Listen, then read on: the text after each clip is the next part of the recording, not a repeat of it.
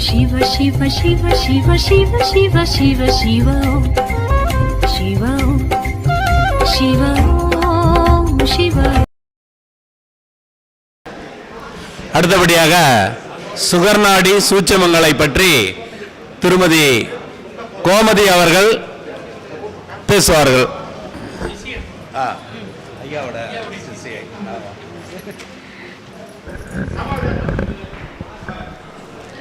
ஓம் குருவே போற்றி. ஓம் குருவே போற்றி. நாமக்கல் மாவட்ட ஜோதிடர்கள்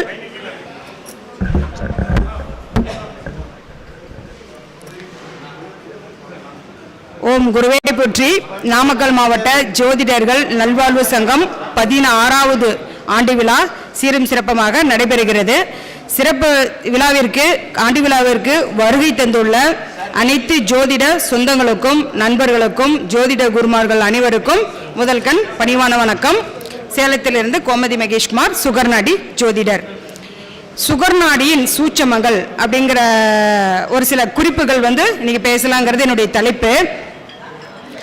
நம்மளுக்கு பார்த்தீங்களா, லக்னம் யார் ஒரு ஜாதகத்தை நம்ம பார்த்தோமா, இது யோகமான ஜாதகம். எல்லா வகையிலும் இந்த ஜாதகம் எதையுமே திறன்பட செய்யும் அப்படிங்கிறதுக்கு நம்ம என்ன அமைப்பு எடுத்துக்கலாம் அப்படின்னமா, லக்னம் நின்ற நட்சத்திராதிபதி, லக்னாதிபதி நின்ற நட்சத்திராதிபதி, ராசி அதிபதி நின்ற நட்சத்திராதிபதி, இந்த 3 பேருமே நின்ற நட்சத்திராதிபதி கேந்திரம் திரிகோணத்தில் ஆட்சி உச்ச நட்பு பெற்றுச்சுன்னா நீங்க என்ன செயலை கொடுத்தாலும் அந்த ஜாதகர் மிக திறமையா சிந்தனை அறிவு புத்தி ஞானத்துடன் செய்வார். லக்ன நின்ற நட்சத்திராதிபதி பலம் பெற்று, லக்னாதிபதி நின்ற நட்சத்திராதிபதி பலம் பெற்று, ராசி அதிபதி நின்ற நட்சத்திராதிபதி பலம் பெற்றுச்சுன்னா இது 3 கேந்திர திரிகோணத்தில் ஆட்சி உச்ச நட்பு பெற்றுடுச்சுன்னா அந்த ஜாதகர் ஆளுமை திறன் படைத்த மனிதர். நீங்க எந்த செயலை கொடுத்தாலும் மிக சிறப்பா செய்வார்.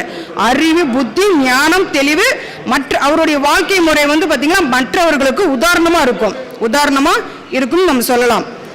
ஒரு மனித வடிவில் தெய்வம் அப்படின்னு சொல்லிட்டு நம்ம ஒரு சில ஜாதக அமைப்பை பார்ப்போம். அதுக்கு என்ன கிரக அமைப்பு இருக்கணும் நம்மளுக்கு அப்படின்னா, லக்னம் 1-5 தொடர்பு, 1-5 தொடர்பு, ஆணா இருந்தாலும் சரி பெண்ணா இருந்தாலும் சரி. அவங்க ஒரு ஜாதகம் ஒரு சில நட்சத்திர தொடர்பெல்லாம் நம்மளுக்கு இருந்துச்சுன்னா மனித வடிவில் தெய்வம். அதுக்கு விளக்கு சொல்றேன் பாருங்க.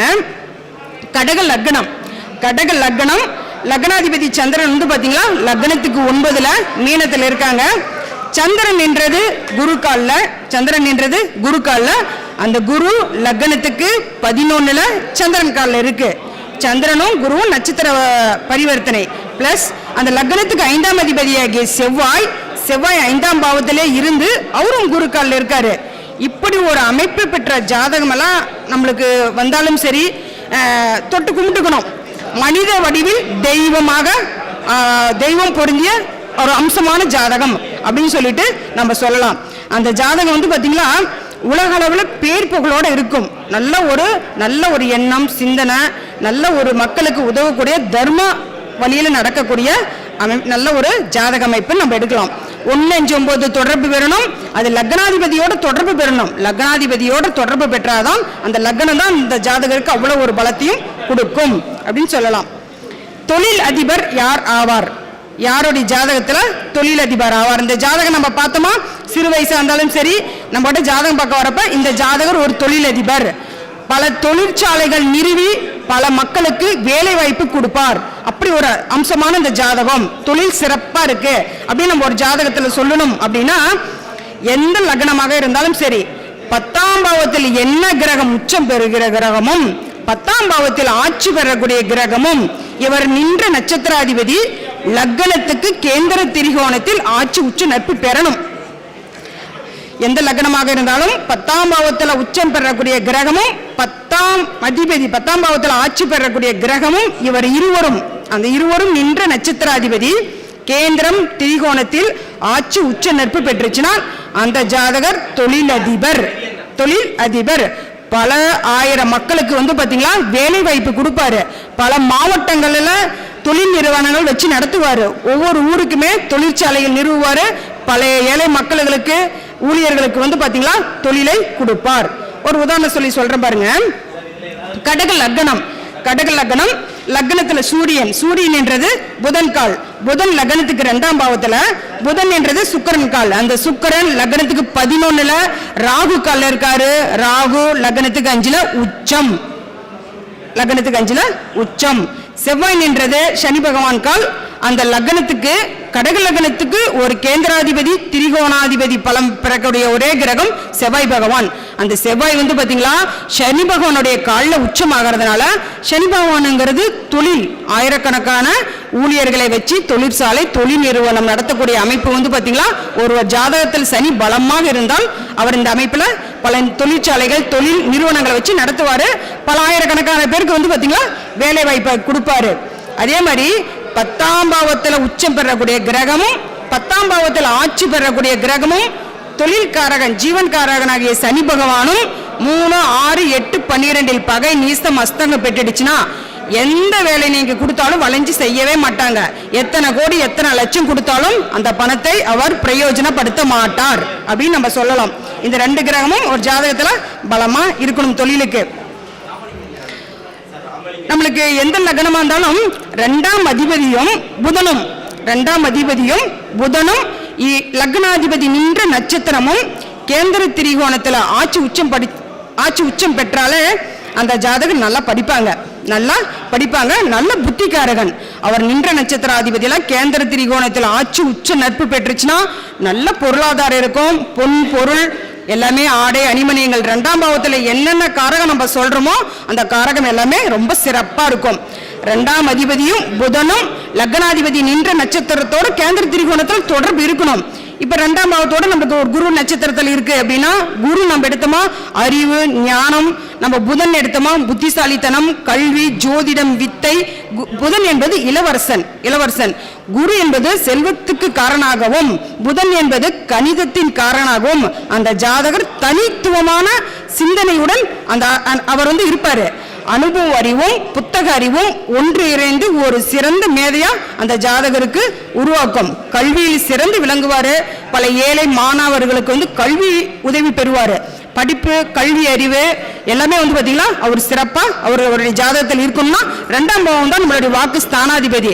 அதனுடன் நம்மளுக்கு கல்விக்காரகனாகிய வித்தைக்காரகனாகிய புதன் சேர்ந்தாலும் சரி, குரு அறிவுக்காரகனாகிய குரு சேர்ந்தாலும் மிக சிறப்பா அந்த ஜாதகர் ரொம்ப சிறப்பா இருப்பாரு. எக்குடியில் பிறப்பினும் யாவாராயினும் அக்குடியில் கற்றோரே சிறந்தவராவார். நல்ல மாணாக்கர்களை உருவாக்குவதே அவருடைய கடமையை லட்சியமாகவே இருப்பாரு. கல்வி நிறுவனங்கள் வச்சு நடத்துறது, காலேஜ் தொடங்குறது, பள்ளிக்கூடங்கள் எல்லாமே தொடங்கப்படுறது எல்லாமே பாத்தீங்கன்னா இப்படி அமைப்பு பெற்ற கிரகங்களோட நல்ல ஒரு அமைப்பில் இருக்கும். அதே மாதிரி லக்னாதிபதியும் 3ஆம் அதிபதி நின்ற நட்சத்திராதிபதி கேந்திர திரிகோணத்தில் ஆட்சி உச்ச நட்பு பெற்றுச்சுன்னா சுறுசுறுப்பா இருப்பாங்க. எந்த போட்டி தேர்வுக்கு எதுக்கு போனாலும் சரி முதல் பரிசு வாங்கி வருவாங்க. போட்டி தேர்வா நல்ல பர்சன்டேஜ்ல குழந்தைங்க படிப்பாங்க, நல்ல மார்க் எடுப்பாங்க. விளையாட்டுக்கு போனாங்களா முதல் பரிசோட வருவாங்க. நல்ல சுறுசுறுப்பு நல்லா இருக்கும். அதே மாதிரி ஒரு ஆண் மகன் அப்படின்னா 3ஆம் அதிபதி நின்ற நட்சத்திராதிபதி கேந்திர திரிகோணத்தில் ஆட்சி உச்ச நட்பு பெற்றுச்சுன்னா திருமணம் முடிஞ்சு 1 வருஷம் 2 வருஷத்துல குழந்தை பிறந்துரும். 3ஆம் பாவம் நல்லா இருந்தாதான் 5ஆம் பாவத்தை இயக்கும். ஒரு பெண் ஜாதகமா 3ஆம் அதிபதி நின்ற நட்சத்திராதிபதி கேந்திர திரிகோணத்தில் ஆட்சி உச்ச நட்பு பெற்றுச்சுன்னா பெண் தன்மை அந்த பெண்ணுகிட்ட முழுமையா இருக்கும். 3ஆம் பாவம் நம்மளுக்கு 3, 6, 8, 12 பகை நீசம் அஸ்தங்கம் ஆயிடுச்சுன்னா பெண்ணுங்கிறது ருதுவாகாது, மாதவிடாய் பிரச்சனை இது போன்ற அந்த ஜாதகருக்கு கர்ப்பப்பை சார்ந்து அந்த ஜாதகருக்கு ஒரு பாதிப்பு இருந்துகிட்டே இருக்கும். அரசு வேலை யாருக்கு கிடைக்கும்? ஒரு ஜாதகத்தை பார்த்த உடனே இந்த ஜாதகர் அரசு உத்தியோகத்துக்கு போகும் அப்படின்னா என்ன கிரகம் நம்ம சுகநாடியில் எடுத்துக்கலாம் அப்படின்னா, எந்த லக்னத்திற்கும் 4இல் குரு இருந்து 10இல் சூரியன் இருவரும் நின்ற நட்சத்திராதிபதி கேந்திர திரிகோணத்தில் ஆட்சி உச்ச நட்பு பெற்றுச்சுன்னா அந்த குழந்தை பிறந்து நம்ம கிட்ட ஜாதகம் குறிக்க வர்றானிக்கே நம்ம சொல்லலாம் இந்த ஜாதகம் அரசு உத்தியோகத்துக்கு போகும் அப்படின்னு நம்ம அழகா சொல்லலாம். அடுத்த விதி, எந்த லக்னத்திற்கும் 5இல் குரு இருந்து அந்த குரு பகவானுக்கு 5இல் சூரியனும் கேதும் இருந்தால் அரசனுக்கே மதிநுட்பம் சொல்லக்கூடிய அளவுக்கு அறிவுத்திறன் படைத்த நபராவா. அரசனுக்கே மதிநுட்பம் வழிநடத்தக்கூடிய அமைப்பில் உள்ள ஜாதகர், அரசருக்கே வழிநடத்தக்கூடிய அமைப்பு அப்படின்னு சொல்லலாம். ஒரு ஜாதகத்துல 2, 6, 10 லக்னாதிபதி பலம் பெற்றுச்சுன்னா அந்த ஜாதகருக்கு வந்து பார்த்தீங்கன்னா நிரந்தரமான வருமானம் வந்துக்கிட்டே இருக்கும். மாதம் வாடகையோ ஏதாவது ஒரு வகையில் வந்து பார்த்தீங்களா அந்த ஜாதகருக்கு மாதம் நிரந்தரமாக ஒரு வருமானம் வந்துக்கிட்டே இருக்கும். அடுத்த விதி, லக்னத்திற்கு 7ஆம் அதிபதியும் 2ஆம் அதிபதி நின்ற நட்சத்திராதிபதி கேந்திரம் திரிகோணத்தில் ஆட்சி உச்ச நட்பு பெற்றுடுச்சுனாவே இளமையில் திருமணம். லக்னத்திற்கு 2ஆம் இடம் 7ஆம் அதிபதி நின்ற நட்சத்திராதிபதி கேந்திர திரிகோணத்தில் ஆட்சி உச்ச நட்பு பெற்றுச்சுன்னா இளமையில் திருமணம். அந்த பொண்ணு காலகாலத்தில் இந்த பொண்ணுக்கு திருமணம் முடிஞ்சிடும். அந்த ஆண் மகனாக இருந்தாலும் திருமணம் முடிஞ்சிடும். பருவத்தில் பயிர் செஞ்சிடலாம். நீங்க வந்து இப்படி வந்து ஒரு ஜாதகத்துல இருக்கு 7ஆம் அதிபதி பலமா இருக்கு அப்படின்னா அந்த ஜாதகம் இளமையில் திருமணம் நடக்குது அப்படின்னா இப்படி ஒரு அமைப்பு பெறதெல்லாம் ஒரு சில ஜாதகங்களுக்கு தான் 40 வயசு 45 வயசாயும் திருமண ஜாதகம்லாம் அமையாத ஜாதகங்கள் நிறைய இருக்குது. இப்படி 7ஆம் அதிபதி பலம் பெற்று 7ஆம் அதிபதி பலம் பெற்றிருந்தாவே இளமையில் திருமணம் முடிச்சு வச்சிருவாரு. அந்த குடும்பஸ்தானமும் பலம் பெற்றோம். அந்த குழந்தை குட்டின்னு சொல்லிட்டு அந்த ஆணா இருந்தாலும் பெண்ணா இருந்தாலும் ரொம்ப சந்தோஷமா குடும்பத்தை நடத்துவாங்க. எந்த லக்னத்திற்கும் 2, 8, 11ஆம் அதிபதி தொடர்பு பெற்றுச்சுன்னா எல்ஐசி ப்ராவிடமெண்ட், வாரிசு இல்லாத சொத்துக்கள், ஆராய்ச்சி படிப்பு. நம் ஜோதிடமும் 8ஆம் இடம் தான். ஜோதிடத்துக்கு முக்கியமான பாவமே 8ஆம் பாவம் தான். வாரிசு இல்லாத சொத்து, ஆராய்ச்சி படிப்பு, ஜோதிடம், அகழாய்வு ஆராய்ச்சி, விஞ்ஞான படிப்பு, அப்துல் கலாம் ஐயா போல விஞ்ஞான படிப்பு எல்லாமே வந்து பாத்தீங்களா உழைப்பில்லாத வருமானம், வாரிசு இல்லாத சொத்து எல்லாமே வந்து பாத்தீங்களா அந்த 8ஆம் பாவத்துல தான் நம்மளுக்கு 2, 8, 12 தொடர்புல தான் வந்து அமையும். ஒரு ஜாதகம் நம்ம கிட்ட வரப்ப திருமண காலம் வந்து எப்படி அறிஞ்சிக்கலாம்? ஒரு ஆணா இருந்தாலும் பெண்ணா இருந்தாலும் இந்த காலகட்டத்தில் திருமணம் இந்த ஜாதகருக்கு நடக்கும் அப்படின்னா சுகர் நாடியில ரொம்ப அழகா எளிமையா சொல்லலாம். 2, 7, 11ஆம் பாவம் 2ஆம் இட குடும்பஸ்தானம், 7ஆம் பாவம் திருமணஸ்தானம், 11ஆம் பாவம் ஆண் பெண் ஆசை அன்பா இருக்கிற இடம் 11ஆம் பாவம், ஆசை அபிலாசை பாவம் 11ஆம் பாவம். இந்த 2, 7, 11ஆம் அதிபதிகள் அவர் நின்ற நட்சத்திராதிபதி கேந்திர திரிகோணத்துல ஆட்சி உச்ச நட்பு பெற்றுச்சுன்னா அந்த திசாபுத்தி 2, 7, 11ஆம் அதிபதிகளின் திசாபுத்தி காலத்துல அந்த ஜாதகருக்கு திருமணம் ஆகும் அப்படின்னு நம்ம சொல்லலாம். இதுல இன்னும் கூட வந்து பாத்தீங்களா அந்த 2, 7, 11ஆம் பாவத்தில் கிரகம் இருக்கும் இல்லையா, அந்த அதிபதிகளுக்கு நம்ம சொன்னோம் 2, 7, 11ஆம் பாவத்தில் ஒரு கிரகம் இருக்குன்னா அந்த கிரகம் அந்த பாவத்தில் இருந்து திசா புத்தி நடத்தினாலும் வந்து அந்த காலத்துல அந்த ஆணா இருந்தாலும் பெண்ணா இருந்தாலும் திருமணம் நடக்கும் அப்படின்னு சொல்லிட்டு நம்ம உறுதியா சொல்லலாம். சரி, இப்ப நம்ம கிட்ட ஜாதகம் பார்க்க வரீங்க, கேட்பாங்க வேலைக்காக பணம் கட்டலாமா, அந்த வேலைக்காக பணம் கட்டினா அந்த வேலை கிடைக்குமா, அப்படி வேலை கிடைக்கலன்னா அந்த பணமாவது நம்மளுக்கு திரும்ப கிடைக்குமா அப்படின்னு நம்ம கிட்ட வாடிக்கையாளர் கேட்பாங்க. இல்ல, குருவுக்கு 5, 9 நீச கிரகம் இருந்துச்சுன்னா வேலைக்காக பணம் கட்டினா அந்த வேலை கிடைக்காது. குருவுக்கு 5, 9 நீச கிரகங்கள் இருந்தால் அந்த வேலைக்காக பணம் கட்டினா அந்த வேலை வந்து கிடைக்காது. அந்த கட்டண பணமும் திரும்ப வராது நம்மளுக்கு. குருவுக்கு 5, 9 சூரியன், சனி பகவான், செவ்வாய் இவர்கள் ஆட்சி உச்சம் பெற்றால் வேலைக்காக பணம் கட்டினால் அவருக்கு வந்து அரசு ஜாதகம் உறுதியாக கிடைக்கும். என்ன வேலைக்காக பணம் கட்டுறாரோ அந்த வேலை வந்து கண்டிப்பா அந்த ஜாதகருக்கு அமையும் சொல்லலாம். திருமணம் மேடை வரைக்கும் கல்யாண ஏற்பாடுகள் எல்லாமே செஞ்சு அந்த திருமணம் வந்து பாத்தீங்கன்னா ரொம்ப கலாட்டாவிலே நடக்கும். அல்லது திருமணம் வந்து ஒரு சில ஜாதகங்களுக்கு நின்னே போயிடுது அப்படின்னா அதுக்கு என்ன கிரக நிலை எடுக்கலாம் அப்படின்னா 7இல் சூரியன் கேது, 7இல் கேது சனி பகவான், 7இல் கேது செவ்வாய் இவர்கள் எல்லாம் 7ஆம் பாவத்தோட தொடர்பு இருந்துச்சுன்னா திருமணமே வந்து பாத்தீங்கன்னா கலாட்டாவோட தான் திருமணம் நடக்கும். எனக்கு துணிமணி எடுத்து கொடுக்கல, பத்திரிக்கையில பேர் போடல, என்னை அழைக்கல, என்னை மதிக்கல அப்படின்னு சொல்லிட்டு வரதட்சணை இதை சார்ந்து அந்த ஜாதகருக்கு வந்து பாத்தீங்களா திருமண மேடை வரைக்குமே கலாட்டா தான் இருக்கும். இந்த இப்படி இருக்கிற கிரகங்களை வந்து குரு பார்த்தாலும் அல்லது அந்த லக்னத்துக்கு உண்டான சுபர்கள் பார்த்தாலும் கலாட்டவே நடந்தா கூட பாத்தீங்களா திருமணம் நடக்கும். 7ஆம் அதிபதி பலம் இழந்துச்சுன்னா திருமண மேடையில கலாட்டா ஆச்சுன்னா திருமணம் நின்றுடும். அந்த திருமணம் வந்து பாத்தீங்களா சிறப்பை கொடுக்கறது இல்ல. ஒரு பெண்ணுடைய ஜாதகத்துல வந்து பாத்தீங்கன்னா சூரியன் செவ்வாய் இணைவு வந்துருச்சுன்னா நம்ம வந்து திருமண பொருத்தத்திற்கு விலக்கி வச்சிடறோம். இளமையில் அமங்கலி தோஷம் அப்படின்னு சொல்லிட்டு விலக்கி வச்சிடறோம். அப்படி இருக்கிற ஜாதகங்களுக்கு வந்து நம்ம என்ன ஒரு விதிவிலக்கோட வச்சு நம்ம ஜாதகம் பார்க்கலாம் அப்படின்னா, ஒரு ஆணுக்கு செவ்வாய் சூரியன் சேர்ந்து இருந்துச்சுன்னா அதே மாதிரி பெண்ணுக்கு செவ்வாய் சூரியன் சேர்ந்து இருக்கணும். செவ்வாய் சூரியனும் சேர்ந்து இருக்கணும். இப்படி இருக்கிற ஜாதக அமைப்பை நீங்க ஃபர்ஸ்டா எடுத்துக்கலாம். அல்லது இந்த சூரியனுக்கு 6, 7, 8 செவ்வாய் இருந்துச்சுனாலும் நம்ம இணைச்சிக்கலாம். செவ்வாய் நம்மளுக்கு சூரியன் வந்து பாத்தீங்களா நட்சத்திர பொருத்தம் வந்து இதுக்கு தேவையே இல்லை அப்படின்னு சொல்லிட்டு ஆசிரியர் சொல்வாரு. செவ்வாய் ராகு ஒரு சூரியன் செவ்வாய் ஒரு ஜாதகத்தில் இருக்கு அப்படின்னா பெண்ணுக்கு அதே மாதிரி, ஆணுக்கு இருந்துச்சுன்னா பெண்ணுக்கு எடுத்துக்கோங்க, பெண்ணுக்கு இருந்துச்சுன்னா ஆணுக்கு எடுத்துக்கோங்க, இப்படி இருந்துச்சுன்னா முதல் ரகமா எடுத்துக்கோங்க. இதுக்கு சூரியனுக்கு வந்து பாத்தீங்களா 6, 7, 8 செவ்வாய் இருந்துச்சுனாலும் அந்த ஜாதகத்துக்கு நம்ம இணைச்சிக்கலாம். சூரியன் செவ்வாய் வந்து பாத்தீங்களா அரசு கிரகம் மற்ற குற்றங்குறங்களை வந்து பாத்தீங்கன்னா தானே சரி செஞ்சுக்குமா. அது வந்து ஒரு தோஷம், நம்ம அந்த ஜாதகத்தை விளக்க வேண்டாம் அப்படின்னு நம்ம எடுத்துக்கலாம். இதுக்கு வந்து சூரியன் செவ்வாய் 6, 8 இருந்தாலும் சரி, வீடு பரிவர்த்தனை நட்சத்திர பரிவர்த்தனை பெற்றாலும் சரி, செவ்வாயுடைய பார்வையான 4, 8, 7, 8 பார்வைகளில் சூரியன் இருந்தாலும் சரி, இப்படியெல்லாம் இருந்துச்சுன்னா ஏதாவது ஒரு வகையில அந்த ஜாதகத்தை நம்ம 7ஆம் பாவம் பலமா இருந்துச்சுன்னா கண்டிப்பா பொருத்தம் போட்டு கொடுக்கலாம். இதை வந்து பாத்தீங்களா இப்ப ஒரு ஆணோ ஒரு பெண்ணோ மருத்துவத்துறையில் இருக்கிறாங்க, ஆண் வந்து பாத்தீங்களா மருத்துவத்துறையில் இல்லை அப்படின்னா அந்த மருத்துவத்துறையில் இருக்கிற பொண்ணை இணைச்சுக்கணும். மருத்துவத்துறையில் இருக்கிற பொண்ணுக்கு வந்து பாத்தீங்களா மருத்துவத்துறையில் இருக்கிற ஒரு மருந்து தயாரிக்கிற கம்பெனியிலோ இல்லை மெடிக்கல் வச்சிருக்கிறீங்களோ அல்லது ஒரு லேப் ஒர்க் பண்றீங்களோ ஹாஸ்பிட்டல்ல ஒர்க் பண்றீங்களோ இப்படி இருக்கிறப்ப அது தொழிலா செய்யறப்ப வந்து பாத்தீங்களா அந்த தோஷம் அடிபட்டு போகும் அப்படின்னு சொல்லிட்டு எடுத்துக்கலாம். நம்மளுக்கு சுகர் நாடியில் வந்து பாத்தீங்களா ரொம்ப சிறப்பா சொல்லலாம். ஒரு கிரகம் எந்த நட்சத்திரத்தில் இருக்கோ நட்சத்திர அதிபதியாகவே அது நம்ம மாறும். நம்மளுக்கு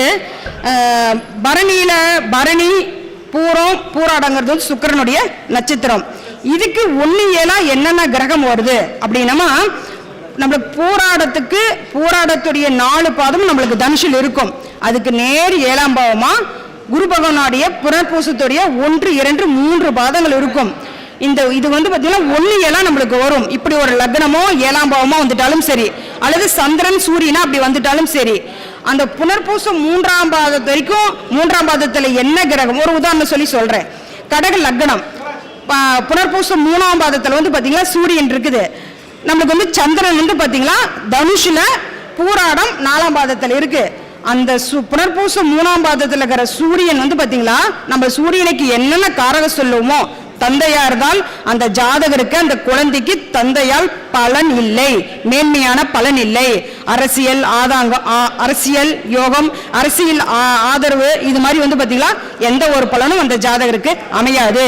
உடல் பகுதியில எலும்பு சார்ந்து அந்த ஜாதகருக்கு ஒரு பலவீனம் இருக்கும், கால்சி சத்து குறைபாடு இருக்கும் அப்படின்னு சொல்லிட்டு சொல்லலாம்.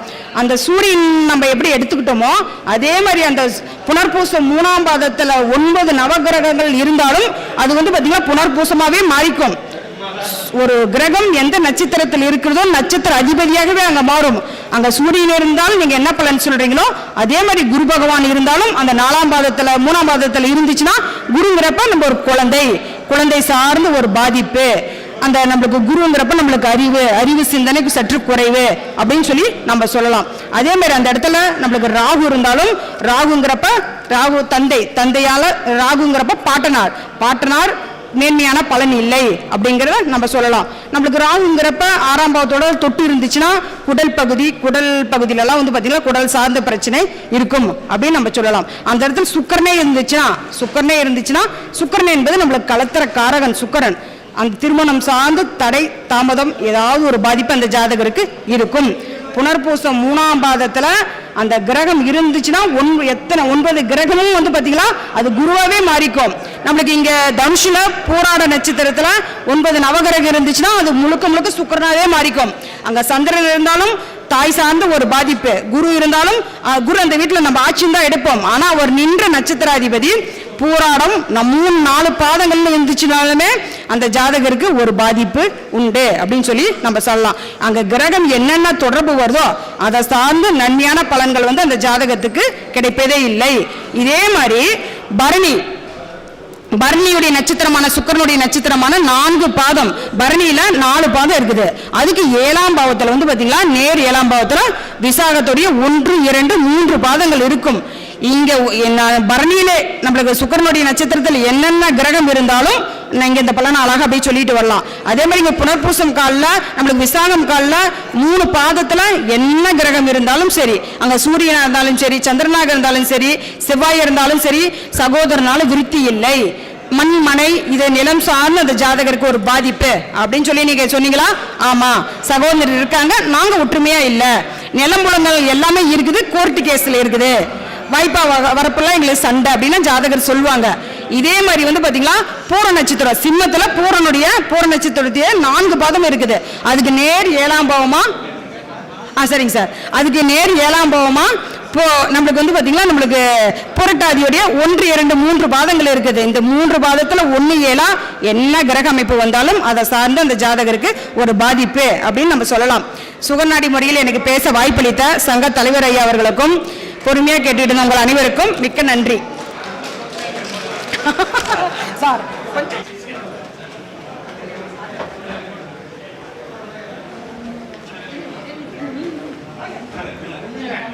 Nada,